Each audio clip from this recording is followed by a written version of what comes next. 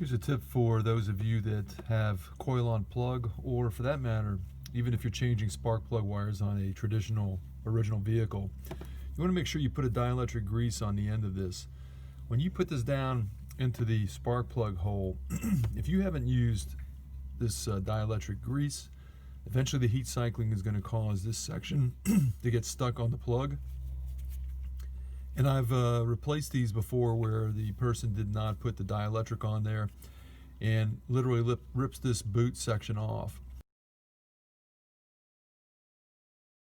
And when that happens, you're going to have a difficult time getting it off. If it does happen, then what I've done is I've sprayed WD-40 down into the hole, let it soak for quite a long time, and then I'll use a long set of pliers, needle nose pliers, to grab it and twist it and yank it out. That's the only way you're going to get that thing out of there.